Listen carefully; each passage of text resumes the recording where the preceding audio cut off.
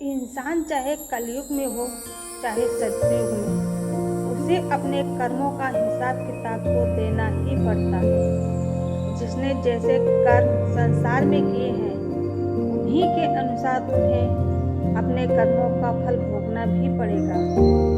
यही संसार का नियम है। इसीलिए अच्छे कर्म करने तथा बुरे कर्मों से बचने की सलाह दी जाती है। मित्रों, जीवन में हर इंसान अपनी राह पर चलता है, अपने कर्म करता है और कभी कभी वह राह मुश्किलों से घिरी होती है। ऐसे समय में हम सभी के मन में एक सवाल जरूर उठता है, सही क्या है और गलत क्या है? कौन से कर्म हमें सही दिशा में ले जाते हैं और कौन से कर्म हमें भटका सकते हैं? लेकिन याद रखिए, यह संसार कर्म का खेल है। हम जो बीज बोते हैं, समय के साथ वही बीज फल देते हैं। पर क्या होता है जब हमारे कर्म अनजाने में किसी से पाप करा दें? क्या हम उसे पाप समझें या फिर उसे अपने कर्तव्य का एक हिस्सा मानें? मित्रों, आज मैं आपको एक ऐसी कहानी सुनाने जा रही हूँ जो आपको न केवल अपने कर्मों की गहराई समझाएगी, बल्कि यह भी सिखाएगी कि सच्चाई, न्याय और धर्म का क्या अर्थ है। मित्रों, आइए जानते हैं इस प्रेरणादायक कहानी में। मित्रों, कहानी को अंत तक सुनिएगा, क्योंकि यह कहानी आपके जीवन को बदलने की ताकत रखती है। बहुत समय पहले की बात है। किसी नगर में शंकर नाम का युवक रहता था। वैसे शंकर एक किसान था और कुछ जमीन ही उसकी संपत्ति थी। उस जमीन पर जो फसल उगती थी, उससे उसके परिवार का गुजर बसर होता था। जिस साल फसल अच्छी हो जाती थी, वह साल शंकर के लिए खुशी का साल होता है। लेकिन जिस साल फसल अच्छी नहीं होती थी, उस साल उसके परिवार को बड़ी ही दिक्कतों का सामना करना पड़ता था। समय अपनी रफ्तार से आगे बढ़ रहा था और शंकर अपनी जमीन पर पैदावार बढ़ाने के लिए हर संभव प्रयास करता रहता था। लेकिन शंकर का एक पड़ोसी था। उसके पास कुछ गाय थी और गायों के कुछ बछड़े थे। उनका पड़ोसी एक ग्वाला था। अपनी गायों का दूध वह घर घर बेचकर अपना गुजर बसर किया करता था। लेकिन उसकी एक समस्या थी। वह गायों से दूध तो निकालना चाहता था, लेकिन जब बात उनको खिलाने पिलाने की आती, चारा डालने की आती, तो वह अपनी गायों को खुला छोड़ देता था, क्योंकि उसे पता था कि गाय दूसरों के खेतों में जाकर अपना पेट करके वापस उसी के पास आ जाएंगी। उसका काम सिर्फ गायों से दूध निकालने का था। उनकी देखभाल का जिम्मा वह लेना ही नहीं चाहता था। इसकी वजह से बहुत से लोग उसे ताने भी देते थे, क्योंकि गाय जब उनके खेतों में घुसती थी तो फसलों को बड़ा नुकसान होता था। उससे शिकायत करते कि जब दूध तुम निकालते हो तो उसको चारा तुम क्यों नहीं डालते हो, क्योंकि हमारी फसल बर्बाद करने के लिए उससे खुला छोड़ देते हो। इस पर वह कहता कि गायों को पूरे दिन बांध के नहीं रखा जा सकता, उनको खुला भी छोड़ना चाहिए। गाय हमारी माँ होती हैं और अगर तुम्हारी फसल खराब होती है तो तुम अपने फसलों की निगरानी रखो। मैं कौन सा तुम्हारे खेत में छोड़ने के लिए जाता हूँ। और इस प्रकार वह अपनी बात को ऊपर रखते हुए दूसरों को नज़रअंदाज कर देता था। एक दिन सुबह सुबह जब शंकर अपने खेतों में गया तो उसने पाया कि रात में गाय ने उसके खेत की बहुत सी फसल खराब कर दी थी। उस खेत में उसने गाय के पैरों के निशान भी देखे। अब उसका यकीन पक्का हो गया था कि यह गाय उसकी पड़ोसी की ही थी। इसलिए उसने सोचा कि वह अपने पड़ोसी को इसकी शिकायत करेगा। लेकिन तभी उसे याद आया कि पड़ोसी को शिकायत करने से कोई फायदा नहीं है, क्योंकि वह उसकी बात को मानेगा ही नहीं। और आखिरकार उसने फैसला किया कि वह रात में अपनी फसल की देखभाल वही खेत में झोपड़ी में रहकर किया करेगा। उसने घर आकर अपनी पत्नी को अपना यह विचार बताया कि आज रात से मैं खेतों में ही सोया करूँगा। इस पर उसकी पत्नी ने भी कोई विरोध नहीं किया, क्योंकि उसे पता था कि फसल अच्छी नहीं होगी तो फिर से कलह के दिन आ जाएंगे। उस रात शंकर अपना खाना खाकर अपनी लाठी को तैयार करके अपनी झोपड़ी की तरफ निकल पड़ता है। आज उसने फैसला कर लिया था कि आज से जब तक फसल नहीं कटेगी वह खेतों में अपनी फसल की देखभाल करेगा। लेकिन उसके मन में एक असमंजस की स्थिति भी थी। उसने सोचा कि अगर गाय मेरी फसल खाने के लिए आती है तो मैं उसे लाठी से मार तो नहीं सकता। बचपन से उसके संस्कारों में उसकी ऐसी मान्यता थी कि गाय उसकी माँ समान है और माँ पर कोई लाठी कैसे चला सकता है। तो यहाँ पर असमंजस की स्थिति तो खड़ी होनी ही थी। इसलिए उसने सोचा कि मैं गाय को लाठी मारने के बजाय ऐसे ही हाँक दिया करूँगा। गाय वैसे ही हाँकने से खेत के बाहर चली जाएगी। लेकिन रात में जब गाय फसल खाने के लिए उसके खेत में पहुंची तो उसने खेत से बाहर हाँकने का बहुत प्रयास किया। वह एक कोने से गाय को बाहर हाँकने की कोशिश करता तो गाय उस कोने पर पहुंच जाती, लेकिन गाय उस खेत के बाहर निकलने का नाम ही नहीं ले रही थी। इससे शंकर की जलजलाहट बढ़ती जा रही थी। अपने गुस्से की वजह से वह खुद पर से बेकाबू होता जा रहा था और आखिरकार वह घड़ी भी आ गई जब वह अपने सारे संस्कार भूल गया। और जब आदमी से गुस्सा भर जाता है तो उसके विवेक, उसकी बुद्धिमानी, उसकी सोच सब कुछ खत्म हो जाती है। ऐसा ही कुछ शंकर के साथ भी हुआ। वह भूल चुका था कि उसके संस्कार क्या हैं और आखिरकार उसने लाठी उठाकर उस गाय को पीटना शुरू कर दिया। इससे वह गाय खेत से बाहर भागने की कोशिश करने लगी और बाहर भागने की कोशिश में वह गाय एक जगह पर पानी में लिपटकर वही जमीन पर गिर गई। और बदकिस्मती से जहाँ पर वह गाय गिरी थी वहीं पर जमीन पर एक बड़ा सा पत्थर भी पड़ा हुआ था, जिसके कारण उस गाय की उस पत्थर से गिरने की वजह से वहीं पर मौत हो गई। यह घटना होने के बाद शंकर का गुस्सा एकदम ठंडा हो गया और उसको एहसास हुआ कि उसने कितनी बड़ी गलती हो गई है। उसे समझ नहीं आ रहा था कि उसे क्या करना चाहिए। क्या उससे कोई पाप हो गया कि उसे ऐसा नहीं करना चाहिए था। इसी सोच विचार में वह पूरी रात सो नहीं पाया और उसके सामने वह गाय तड़पती रही। उसने उसका इलाज कराने की बहुत कोशिश की, लेकिन रात में ना तो कोई चिकित्सक मिल सकता था और ना ही मदद के लिए आसपास कोई मौजूद था, क्योंकि उसका खेत गांव से बहुत दूर था।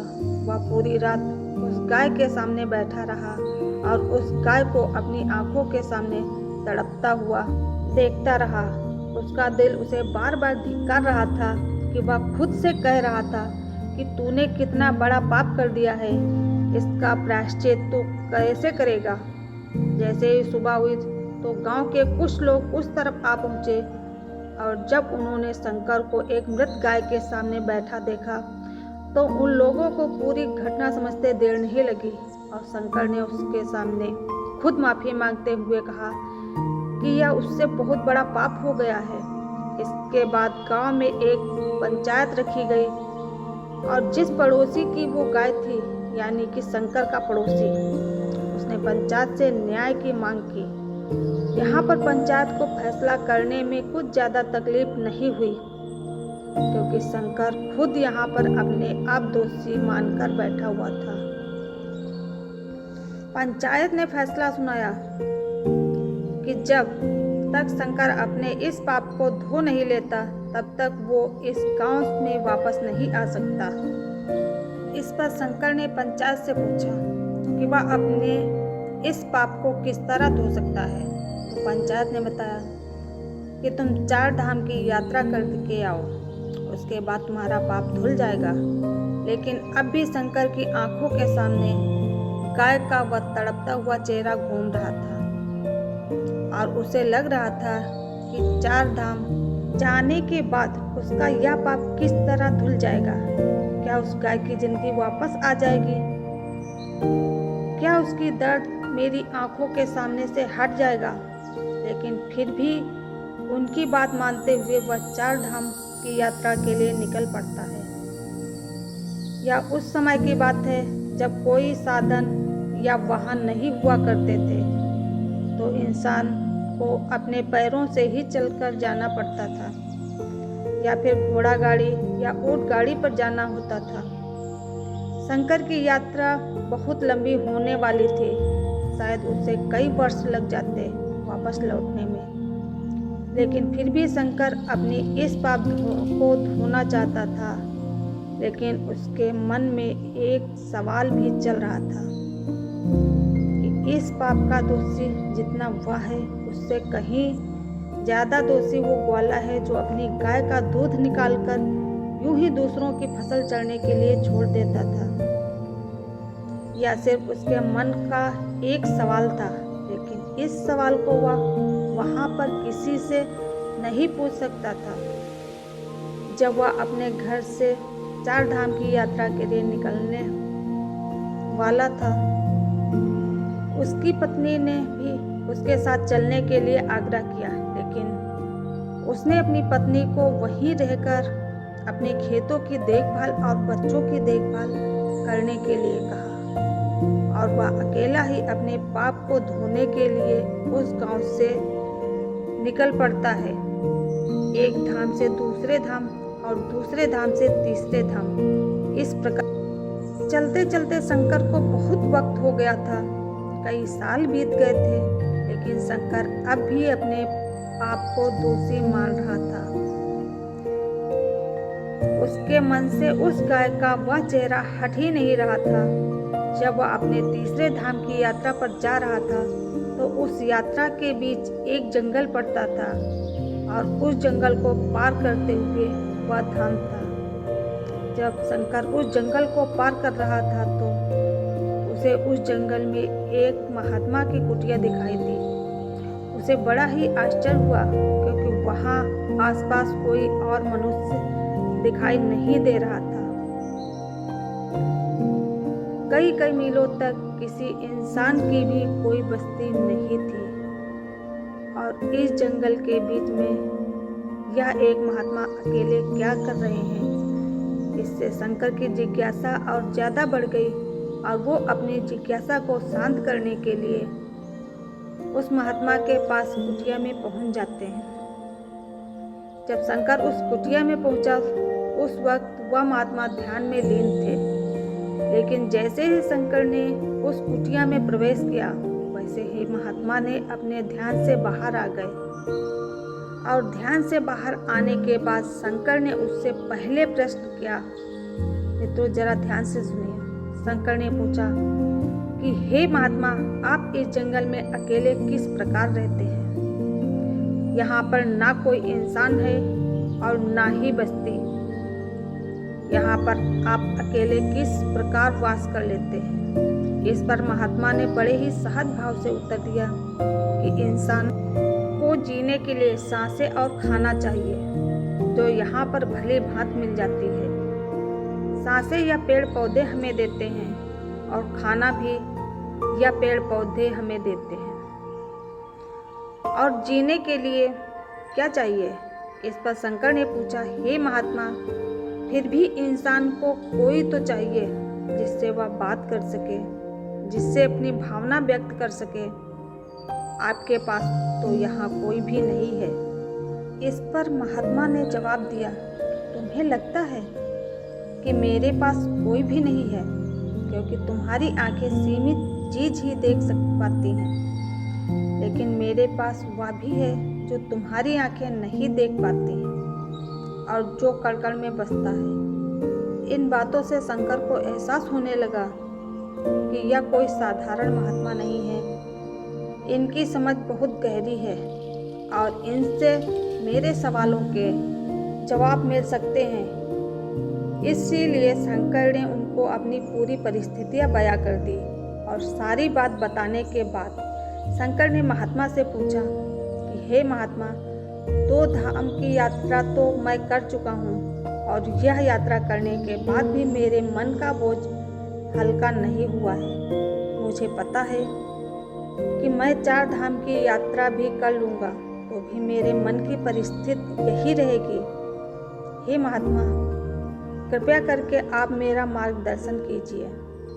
मैं अपने इस पाप को किस तरह धो सकता हूँ, इस पाप से किस तरह मुक्ति पा सकता हूँ। यह सुनकर वह महात्मा जोर जोर से हंसने लगते हैं। इस बात पर इतना जोर जोर से हंसते हुए देखकर शंकर उस महात्मा से पूछता है, हे महात्मा, इसमें हंसने की क्या बात है? आप इतनी जोर जोर से क्यों हंस रहे हैं? इस पर महात्मा कहते हैं, हे वत्स, तुम उस पाप को धोने की बात कर रहे हो जो तुमने किया ही नहीं। तुम अंधकार में भटक रहे हो जो तुमने किया है। वह कोई पाप नहीं था। वह तुम्हें लगता है कि पाप है, लेकिन वास्तविकता में वह पाप नहीं है।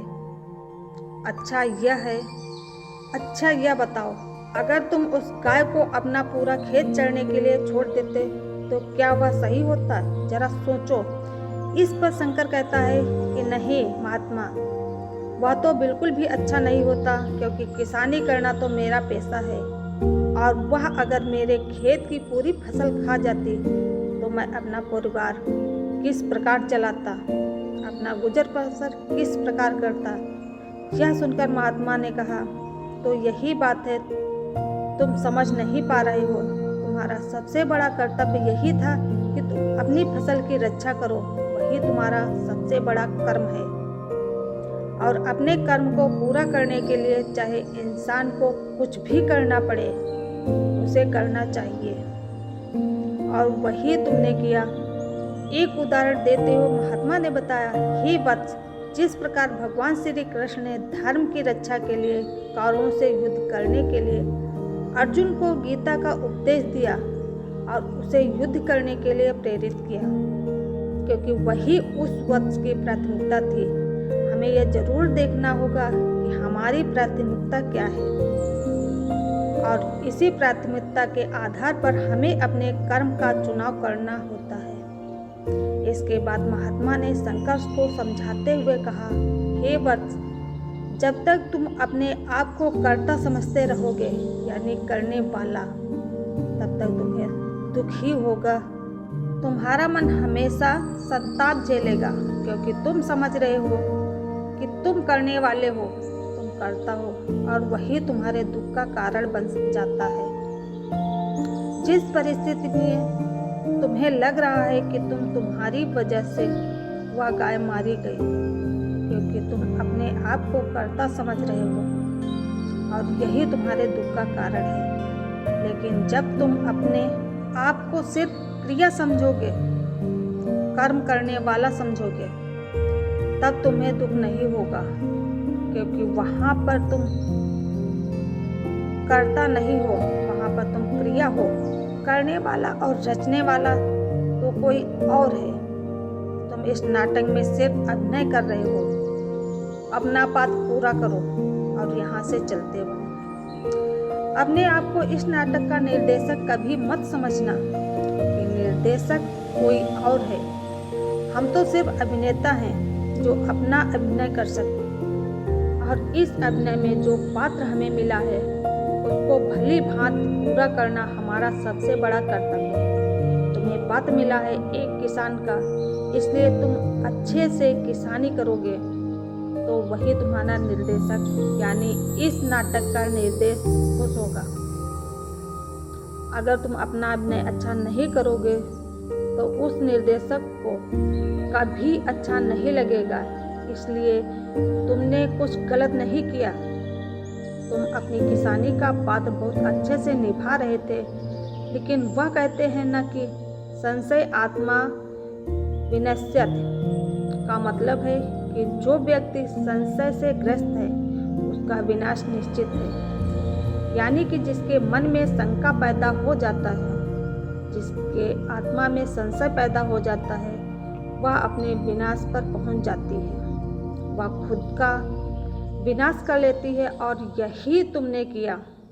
तुम्हारे मन में दुविधा उत्पन्न हो गई कि मैं किसानी करूं या मैं उस गाय के प्रति अपना कर्तव्य।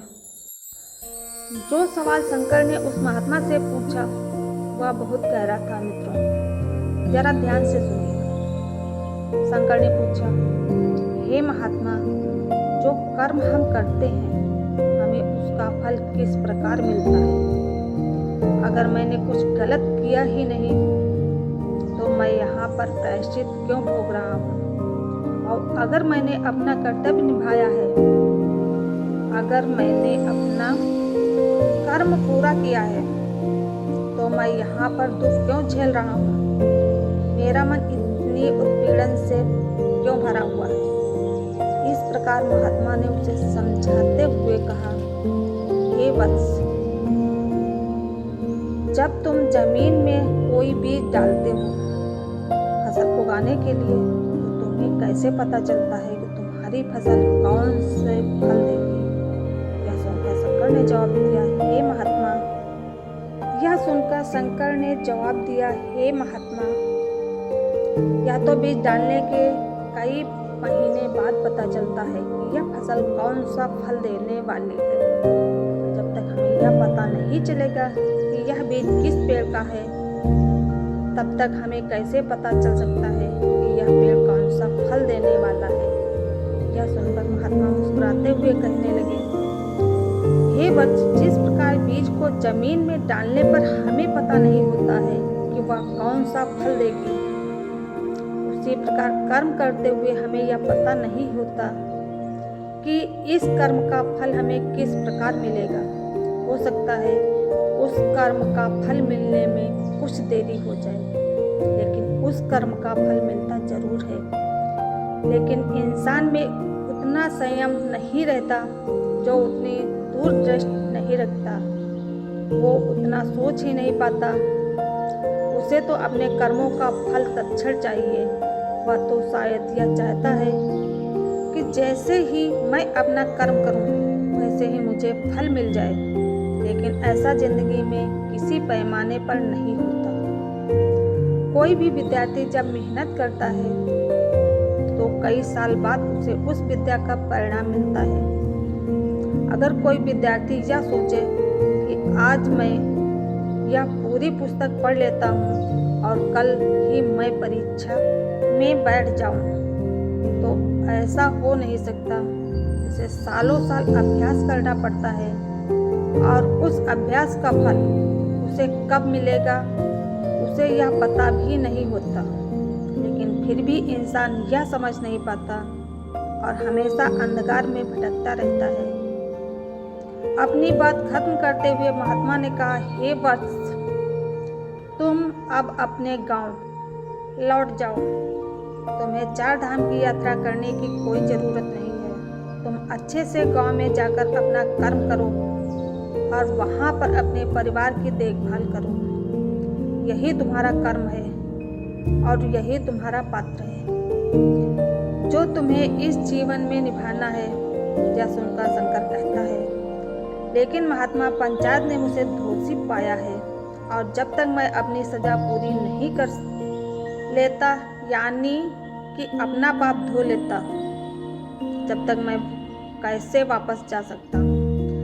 या तो धोखा होगा, छल होगा, जिसका परिणाम मुझे बाद में भोगना होगा। इस पर महात्मा कहते हैं, हे वत्स, तुम एक बार अपने गांव में जाओ। वहाँ की परिस्थिति बहुत कुछ बदल चुकी होगी।